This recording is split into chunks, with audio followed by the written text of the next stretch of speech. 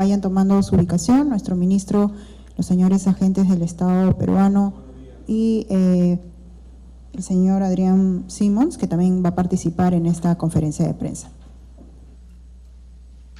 Damos la bienvenida a nuestros viceministros de Justicia y de Derechos Humanos que están presentes en esta actividad, así como a nuestro jefe de gabinete y las autoridades de la alta dirección del ministerio.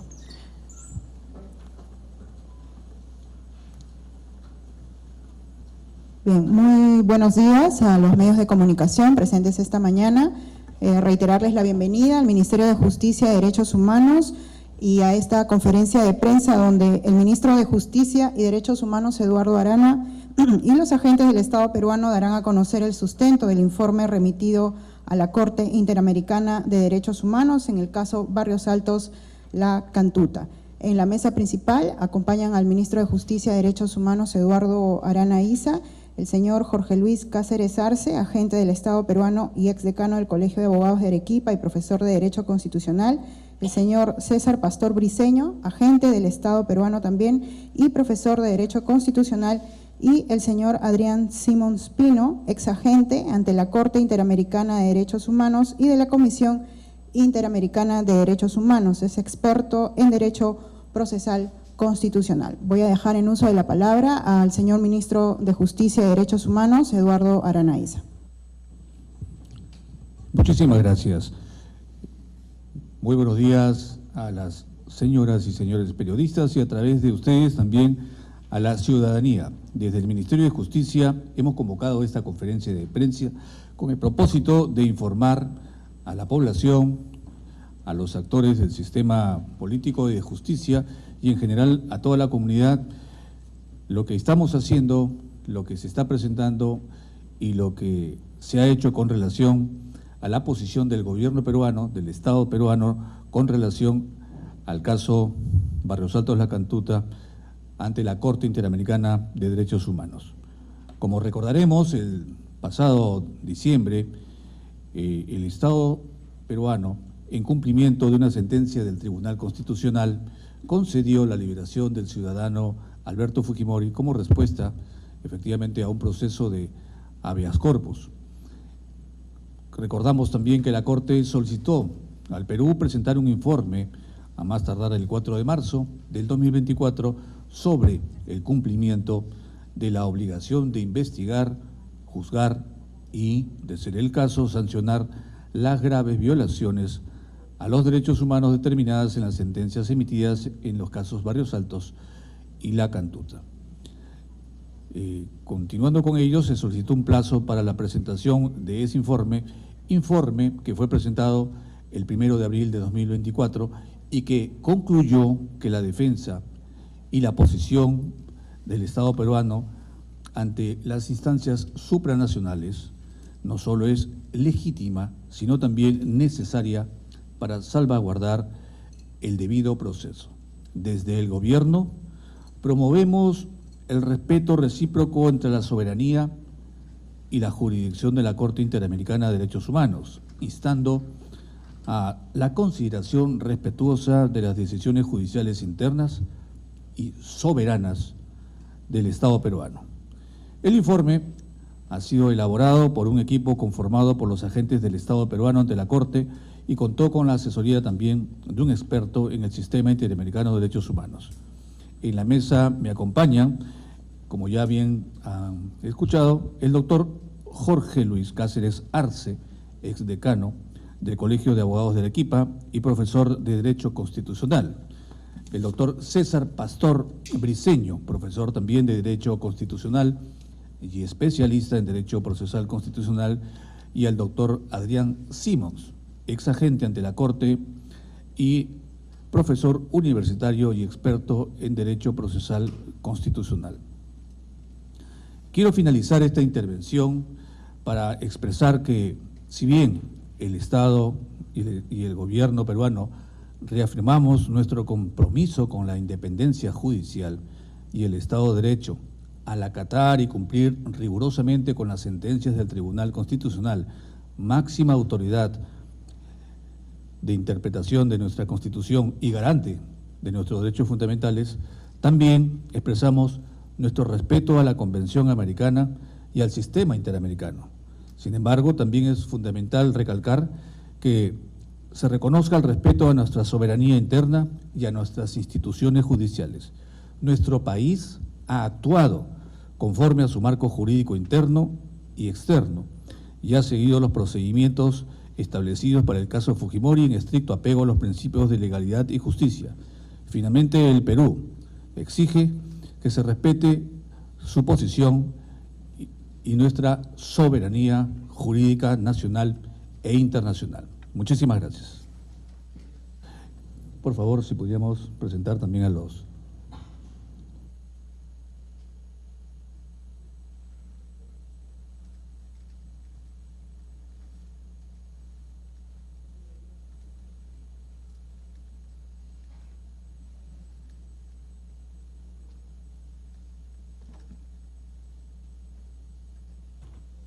Muchas gracias, ministro. Vamos a cederle el uso de la palabra también al señor Jorge Luis Cáceres Arce, agente del Estado peruano. Buenos días, señor ministro de Justicia y Derechos Humanos, señores viceministros, doctora Diane Simons, doctor Pastor, señores de la prensa. Como señaló el señor ministro, hemos sido designados como agentes del Estado peruano para asumir la cautela y la defensa de las decisiones del Estado peruano. Conocerán ustedes que como antecedentes encontramos que el indulto concedido al ciudadano Fujimori fue otorgado por el expresidente Pedro Pablo Kuczynski en diciembre del año 17. En mayo del año 18, la Corte Interamericana de Derechos Humanos le exige al Perú, al Estado peruano, que su jurisdicción interna efectúe un control al indulto concedido. Un juez penal, dentro del ejercicio de la autonomía del poder del Estado, exigió que se deje sin efecto y que se suspenda el indulto, es decir, la gracia presidencial. Un ciudadano interpuso en el ejercicio de sus derechos fundamentales un recurso de habeas corpus a favor del señor Fujimori en abril del año 20, resuelto en marzo del año 2002 por el Tribunal Constitucional, y conocemos que definitivamente este proceso que fue resuelto por el Tribunal Constitucional tuvo como ponente al magnífico magistrado Blume Fortini. Este tema resuelto por el órgano autónomo, cautelador e intérprete exclusivo del texto constitucional, como es el Tribunal Constitucional, conforme al mandato constituido y constituyente, no se puso en práctica, no se ejerció. Y llegamos a diciembre del año 23, al año vencido, en que el Tribunal Constitucional procede a ejecutar su propia sentencia 2 años después. Pero también tenemos que encontrar como antecedente que en noviembre del 23 un juez distraído, desconociendo a la institución de la autoridad de la cosa juzgada, no acató lo dispuesto por el Tribunal Constitucional y definitivamente el órgano autónomo, que es el Tribunal Constitucional, en forma singular actuó como instancia de ejecución y ordenó la excarcelación del expresidente Alberto Fujimori.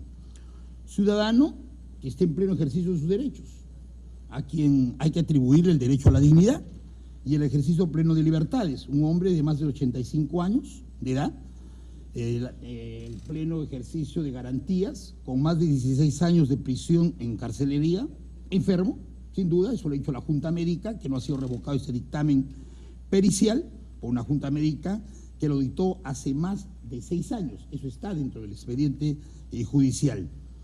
Y definitivamente lo que nosotros hemos pretendido y pretenderemos defender no es una decisión ideológica, ni política, ni partidaria. Es una decisión debidamente motivada en el ordenamiento constitucional y en base a la defensa sin apasionamientos políticos, ni apasionamientos ideológicos, ni posturas extremas. Es defender al Estado peruano y a una decisión del Tribunal Constitucional. Eso es todo, señor ministro. De la misma forma, la intervención del señor César Pastor Briceño, agente del Estado peruano. Gracias, señor ministro. Buenos días, señores miembros de la mesa, señores periodistas. En efecto, es importante recalcar ante la opinión pública que esta defensa, la defensa de los agentes del Estado peruano, es la defensa de la posición del Estado peruano, no es la defensa del señor Alberto Fujimori. Es la defensa del Estado peruano frente a un requerimiento de una instancia supranacional. que en sede de cumplimiento solicita al Estado peruano verificar que se haya cumplido con lo que estableció la Corte en el año 2018. Hace casi 5 años, la Corte estableció que el Estado peruano en su jurisdicción interna revise el indulto. Y producto de esta revisión, que ha tomado más de 4 años, se ha validado el indulto otorgado. Entonces, lo que se defiende a la Corte, porque se habla de desacato, es que simplemente tal desacato no existe. Se ha acatado lo señalado por la Corte en mayo del año 2018 y se ha producido un control jurisdiccional a través del máximo órgano competente en la materia, que es el Tribunal Constitucional, y que ha determinado que el indulto cumplía con los parámetros legales y constitucionales para su otorgamiento, e incluso con parámetros supranacionales y convencionales respecto de la garantía de deber de cuidado del Estado de personas adultas mayores en situación de carcelería. Entonces, el Estado peruano ha cumplido, y como se ha acreditado fehacientemente en el informe ante la Corte, que ha dado cumplimiento a la obligación de investigar, porque se investigaron los hechos y se formó un cuaderno de extradición, juzgar, porque se juzgaron los hechos en el año 2007 y 2009, y sancionar, porque el señor Fujimori cumplió más de 16 años de carcelería. Lo que el Estado peruano ha optado a través del indulto del año 2017 es terminar el acto de carcelería por una situación humanitaria. No se puede empujar al Estado peruano a pretender que la situación de sancionar o el deber de sancionar implica que el interno muera en prisión. Ni como se ha señalado se puede equiparar a que un indulto humanitario lleve consigo la obligación de que el interno muera semanas o días posteriores a su excarcelación.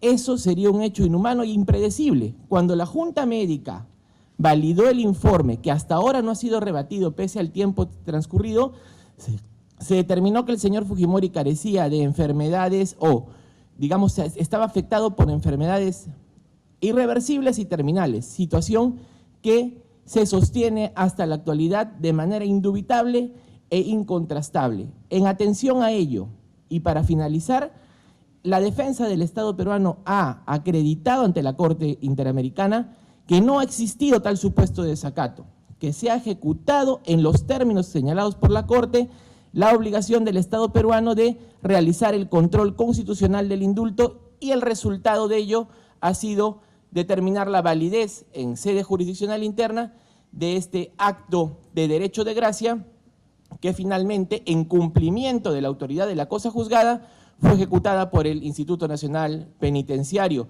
Es lo que deberíamos decir tratándose de este hecho de supervisión de cumplimiento de las obligaciones del Estado peruano. Gracias, señor ministro. Bien, luego de las palabras de nuestro ministro y la intervención de los agentes peruanos, vamos a cederle el uso de la palabra también al señor Adrián Simons.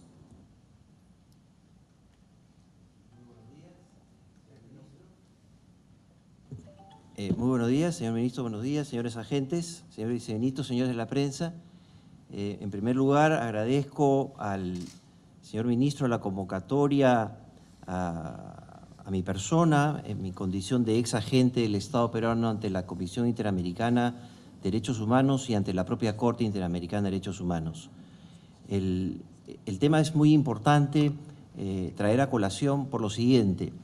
Cuando el Estado peruano ejerció defensa en el mes de febrero del año 2018 ante la Corte Interamericana de Derechos Humanos, la defensa del Estado, como bien lo mencionó el señor agente, el doctor Pastor, no consistió en una defensa del ciudadano Fujimori, sino una defensa del Estado peruano y su estructura constitucional de control de los indultos.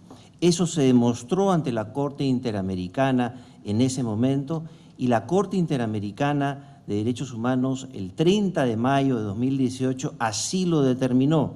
Determinó que el indulto debía ser revisado solo por la justicia constitucional peruana, lo cual ha ocurrido, y creo que esa es la postura que debe respetarse, siendo coherentes con la defensa que se hizo ante la Corte en esa época. Muchas gracias. Gracias, doctor Simons. Y ahora sí, Luego de la intervención de las autoridades de la mesa principal, vamos a dar el pase a los medios de comunicación. Recordarles que es una pregunta por medio de comunicación. Vamos a iniciar con Canal N y Lourdes Paucar.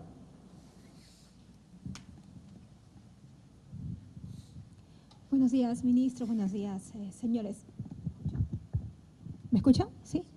¿Qué tal? Bueno, ya esta es la posición que van a llevar a la Corte Interamericana, que nos había dado plazo hasta el otro año, no, hasta marzo del 2024. Una pregunta, ustedes señalan que efectivamente este indulto o esta liberación del expresidente Alberto Fujimori se hizo en cumplimiento de lo ordenado por el Tribunal Constitucional, pero justamente en la resolución de diciembre de la Corte señalaba que, o observaba justamente que no se habría acatado el tema de la convencionalidad respecto a las obligaciones del Estado peruano con lo señalado en la Carta, en la Convención Americana. Quería saber cómo toca eso, si consideran que efectivamente fue así o cuál es el sustento respecto a eso, porque esa es una de las principales objeciones que pone la Corte respecto al indulto de Alberto Fujimori y al hecho de que no garantizaría a las víctimas de la Cantuta y Barrios Altos alcanzar pues lo que es la justicia. Muchas gracias. Le voy a pasar por favor al doctor César Pastor para que pueda brindar la respuesta a su pregunta. Gracias, señor ministro. Sí, en atención a la pregunta formulada, hay que tener en cuenta que la Corte estableció una obligación de control en el año 2018, de control en sede constitucional, en sede jurisdiccional interna, y ese control termina con la emisión de la resolución por parte del Tribunal Constitucional. Entonces, esta obligación de realizar un control respecto del indulto es una obligación de medios y no de resultados, porque aparentemente lo que la Corte Interamericana pretendería es asegurarse de que el resultado en sede constitucional sea desfavorable al otorgamiento del indulto, ¿no? Entonces, hay una obligación de medios del año 2018, realiza un acto de control que se ha realizado de manera bastante detenida, digamos, o pausada en el tiempo, se ha tomado más de 4 años en hacer este control, y respecto de la situación de las víctimas es importante saber, ¿no?, cuál es el deber de desprotección en el cual cuál es la situación de desprotección en la cual se estaría colocando a las víctimas que el Estado no logra comprender. Hay una obligación, como se ha señalado, de investigar, juzgar y sancionar, ¿no? Y no puede constituir una manera de reparación a las víctimas someter a una situación de carcelería insana a una persona, porque eso no restituye en nada la situación de las víctimas, ¿no? Es más, las víctimas participaron del proceso ante la Corte Interamericana, lograron una reparación indemnizatoria, la cual se ha abonado y se ha cancelado a su favor. Entonces, se ha cumplido con el parámetro del año 2018 y en el ejercicio de la soberanía y del respeto a las instituciones nacionales que reclama el señor ministro, consideramos de que la Corte no puede estar solicitando a la jurisdicción nacional que revierta constantemente sus fallos sin siquiera dar lugar a una mínima instancia de contradictorio. Recordemos de que esto fue otorgado la misma tarde por la Corte sin siquiera requerir informe alguno al Estado peruano, vulnerando así la soberanía de las instituciones del Estado peruano. Gracias. La segunda pregunta, a cargo de Latina, Lourdes Tupac Yupanqui. Muy buenos días. Además de este caso que es muy importante para el país, también quisiéramos escuchar, ministro, su posición respecto a las acciones que se han venido ejecutando en el Congreso de la República. Las acciones específicamente del congresista Darwin Espinosa, que ha usado los recursos públicos y también trabajadores del Parlamento para crear su propio partido, para reunir sus firmas. ¿Qué medidas se vienen tomando o se deberían tomar desde el aspecto judicial? Pero desde el fuero político también quisiera saber si usted podría hacer un llamado o quisiera hacer un llamado al Parlamento, porque ayer hemos visto que no han llegado al quórum, han frustrado prácticamente la agenda para ver este tema. ¿Y cuál sería la invocación que haría usted al Parlamento? Gracias. Señorita Lourdes, yo le agradezco sus preguntas y considero que también tienen un nivel de importancia en el marco de la política nacional. Sin embargo, yo le quisiera agradecer a ustedes, señoras y señores periodistas, que tratándose de una conferencia de prensa que tiene una agenda propia, que en este caso es el informe que se ha presentado ante la Corte Interamericana. Por lo menos en este momento nos ciñamos a las preguntas relacionadas con este tema.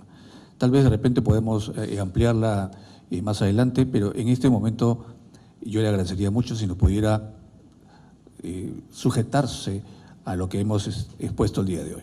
Gracias. Bien. Tercera pregunta de la República, Rosa Quincho.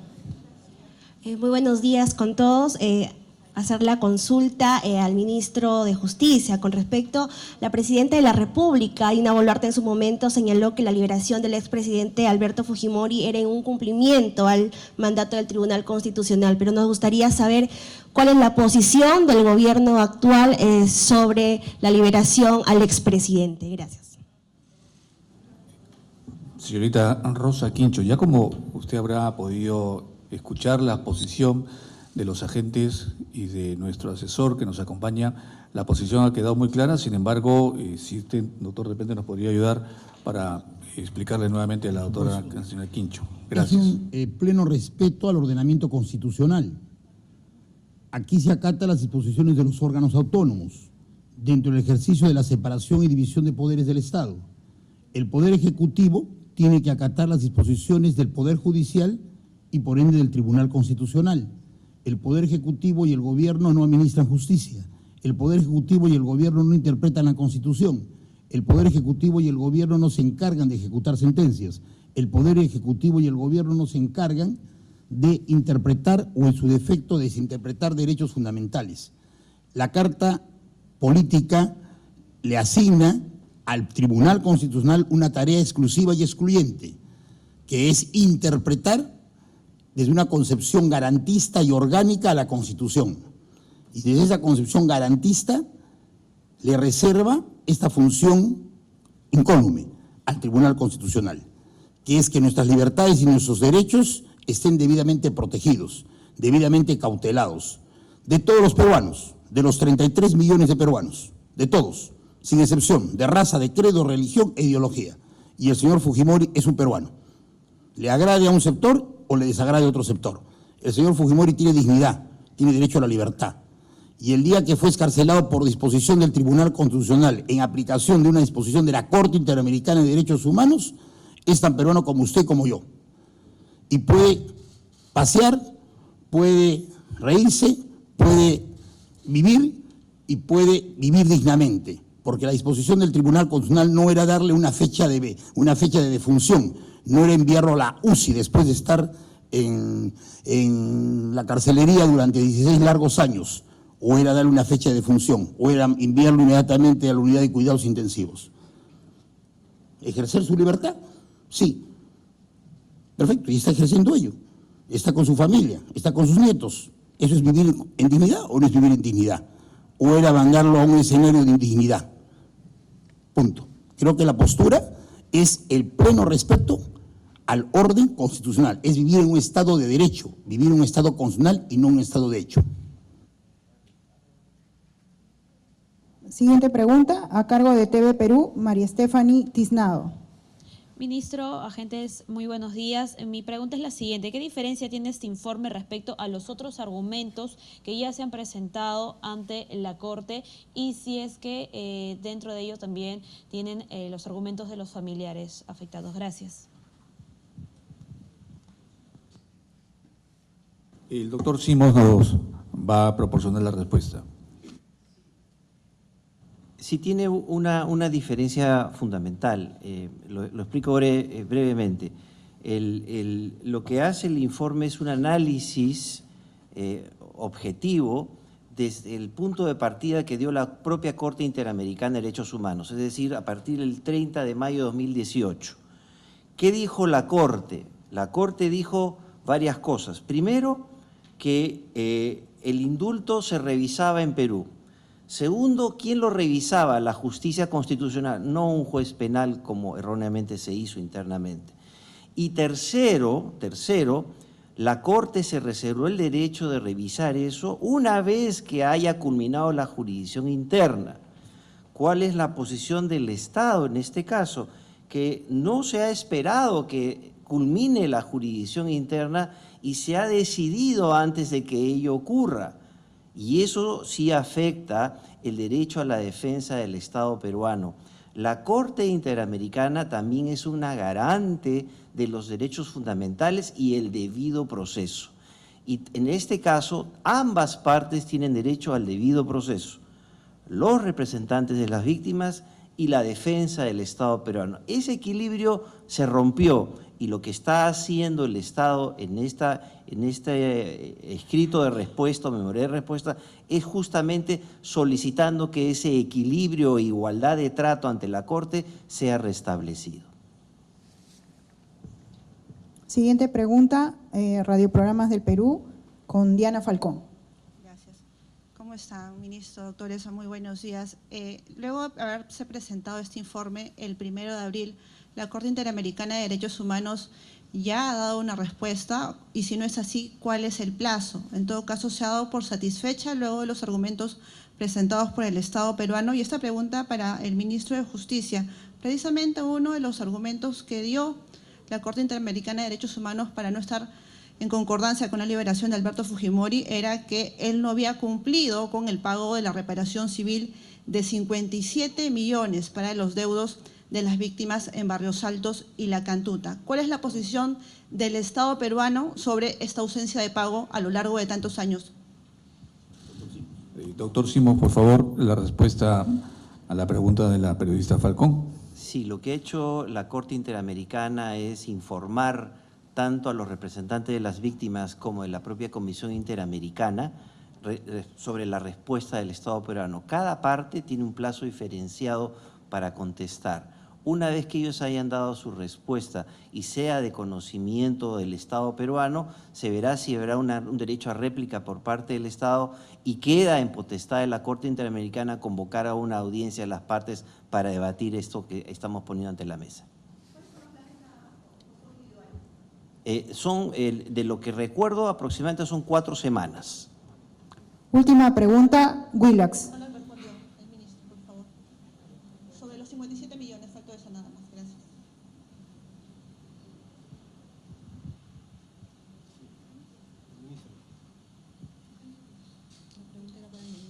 ¿Le reitero la pregunta en todo caso?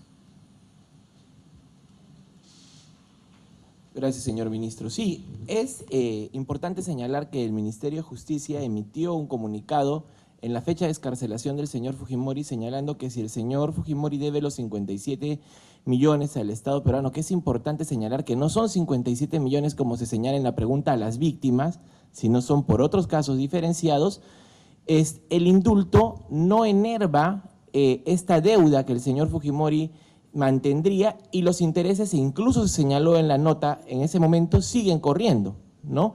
Entonces, el derecho de cobro de esta reparación civil se mantiene a lo largo del tiempo y no es afectada por el indulto.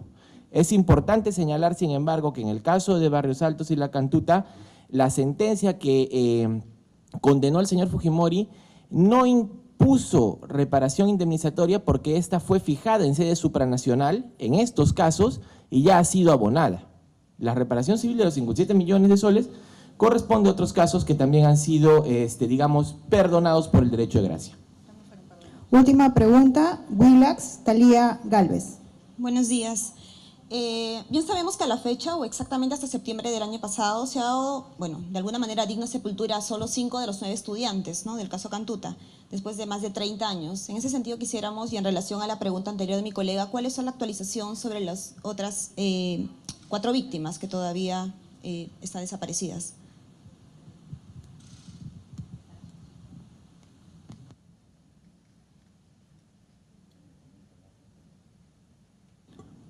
Sí, con relación a ello, nos informa, si teníamos la información del Viceministerio de Derechos Humanos, que las otras víctimas están siendo objeto de búsqueda. Sí, por favor, doctor, señor viceministro.